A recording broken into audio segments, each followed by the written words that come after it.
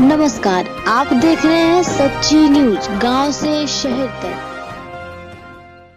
उस पीड़ित परिवार के यहाँ पर हम लोग विज़िट किए, उनसे मिले और काफ़ी सारी चर्चा चली। 1-1.5 घंटे तक हम उनके यहाँ पर बैठे और उनकी सारी जो कानूनी कार्रवाई है, उनकी जो कार्रवाई है, ये बुद्धिस्ट सोसाइटी ऑफ इंडिया यानी हम लोग लड़ेंगे। वैसे उनसे वकालतनामा ही साइन हो गया है और जैसे मैंने पहले वीडियो बनाया था लेकिन वो रेंज की वजह से अपलोड नहीं हो पाया। वहाँ के पत्रकारों का कहना है कि बलात्कार तो हुआ ही नहीं है और आप कैसे साबित कर पाओगे कि बलात्कार हुआ है। फॉरेंसिक रिपोर्ट आ गई है, मेडिकल रिपोर्ट आ गई है। तो मैं आपके माध्यम से सभी लोगों को बताना चाहता हूँ, योगी और मोदी को भी बताना चाहता हूँ कि ये जो काल्पनिक देवी देवता है 33 करोड़ की संख्या बताते हो, ये खुद भी नीचे आ गए ना तो भी बलात्कार नहीं हुआ है ऐसा साबित नहीं कर सकते। और इसलिए क्योंकि हमारे पास सबसे बड़ा प्रूफ है और वो है पीड़िता का डाइंग डिक्लेरेशन।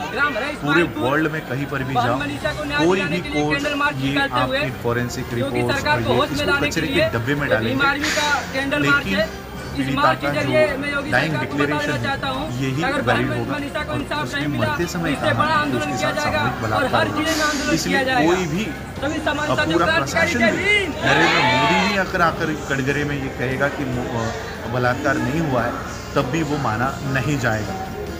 दूसरी एक बात मैं आपको बता देना चाहता हूँ जो वहाँ पर भी मैंने कही, पत्रकारों को कही कि 1 महीने के अंदर डीएम से लेकर पुलिस ऑफिसर्स से लेकर जिन्होंने ये एफआईआर लिखी है और जिन्होंने फॉरेंसिक रिपोर्ट बनाई है, जिन्होंने मेडिकल रिपोर्ट बनाई है, इनको 1 महीने के अंदर हम जेल में डाल रहे हैं, जेल में डालेंगे। चारों बच्चों को तो वो आरोपियों को फांसी पर तो चढ़ा ही रहे हैं, लेकिन इन सारे अधिकारियों को, पुलिस ऑफिसर्स को, डीएम को, डॉक्टर्स को हम जेलों के अंदर डाले बिना शांत नहीं बैठने वाले हैं। लेकिन मैं आप लोगों से एक विनती करने के लिए आज खास आया हूँ। मुंबई के कॉन्सेप्ट पीआर नाम के एक पीआर एजेंसी को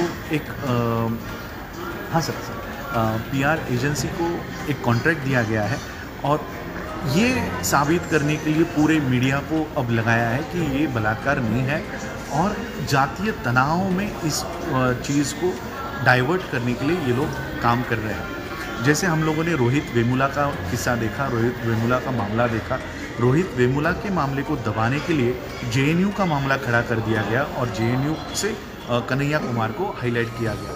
अब यही मामले को, पीड़िता के मामले को दबाने के लिए आपसी जातीय तनाव के मामले को बढ़ावा दिया जाएगा और इस मामले को ठंडा किया जाएगा, दबाया जाएगा और फिर कल तक जो न्याय मांग रहे थे वो चमार वर्सेस ठाकुर, वाल्मीकि वर्सेस ठाकुर, ऐसे जाति तनाव में इसको डाइवर्ट करने के ऊपर तुले हुए हैं। इसके लिए इनके कॉन्ट्रैक्ट साइन हुए हैं, इनको बड़े बड़े अमाउंट्स मिले हुए हैं और इसलिए मैं आपसे विनती करना चाहता हूँ, किसको धक्का मारा, किसके ऊपर शाही फेंकी, किसका मुंह काला किया, किसको गिराया गया, हमारे लिए ये कोई मुद्दे मायने नहीं रखते। हमारे लिए सिर्फ एक और एक ही मुद्दा है और वो है इस परिवार को न्याय दिलाना। इस परिवार को न्याय दिलाना, चारों लड़कों को फांसी पर चढ़ाना और जितने भी प्रशासन में ये लोग अधिकारी हैं इनको जेल में भिजवाना, यही हमारा मुख्य हेतु है। किसको धक्का दिया और किसके ऊपर शाही फेंकी हमारे लिए ये कोई मैटर नहीं करता और इसलिए क्योंकि 2 दिन से हमारे लोग अरे नहीं ये ऐसा नहीं करना चाहिए था, धक्का नहीं देना चाहिए था। मैं आपको पूछता हूँ 144 अगर लागू है तो क्या राहुल गांधी अकेला नहीं चल सकता? क्या प्रियंका गांधी अकेली नहीं आ सकती?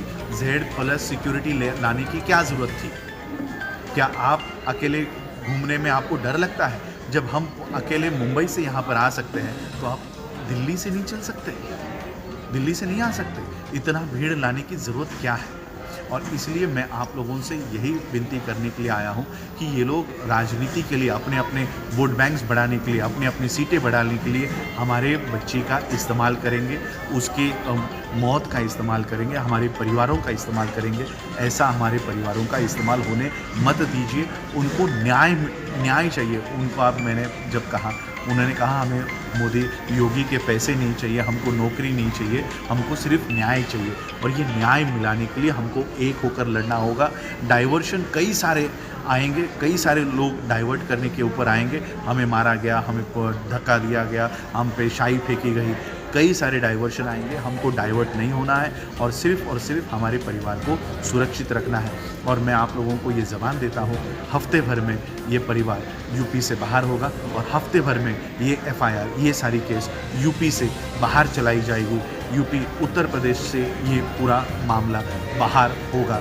ये मैं आप लोगों को ज़बान देता हूँ, हफ्ते भर में ये सारा चीज़ होगा।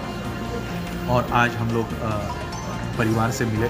देखिए, कई लोगों ने ये जाहिर किया है कि अभी वाल्मीकि समाज ये कूड़ा करकट नहीं उठाएगा और कई सारे राज्यों में ये कूड़ा कचरा ये DM ऑफिस में डालने का एक आंदोलन चल रहा है। ये आंदोलन कीजिए, लेकिन मैं आप लोगों को कहना चाहता हूँ, सिर्फ कूड़ा कचरा DM ऑफिस में फेंकने से बदलाव नहीं होगा। जिस व्यवस्था ने, जिस धर्म ने इस समाज के ऊपर कूड़ा कचरा उठाने की नौबत लाई है, ऐसे धर्म को फेंकना होगा, ऐसे धर्म का त्याग करना होगा। और इसलिए बाबा साहब अम्बेडकर जी के इस जो कंक्लूजन बाबा साहब ने दिया है, वो कंक्लूजन आज मैं इस परिवार के हाथों देकर आया हूँ। बुद्ध की मूर्ति, बुद्ध का फ़ोटो, प्रतिमा मैंने इस परिवार को दी है। और सही में जो बदलाव मुझे दिखा, उस परिवार, इतना दुख में है ये परिवार, लेकिन फिर भी बुद्ध के प्रतिमा को बिठाने के लिए उन्होंने, जो काल्पनिक देवी देवता उनके घर में थे, उन फोटो को हटाया और वहाँ पर बुद्धा की प्रतिमा वहाँ पर रखी। अब मैं उस परिवार को जल्दी ही 14 अक्टूबर को अब देखने मिलेगा कि ये परिवार बुद्ध की ओर जाएगा। और इस तरह से एक परिवर्तन मैं आप सभी लोगों से कहना चाहता हूँ। सिर्फ वाल्मीकि परिवार नहीं, सभी जाति जो हिंदू धर्म में तुच्छ गिनी गई है, ऐसे धर्म को लात मारो और बाबा साहब ने जो निष्कर्ष दिया है उसकी ओर मुड़ो। जब तक इस निष्कर्ष की ओर नहीं मुड़ोगे, तब तक आप लोगों के साथ सच्ची न्यूज की सभी खबरों को लगातार देखने के लिए चैनल को सब्सक्राइब करें, साथ ही बेल आइकन को प्रेस करना ना भूलें।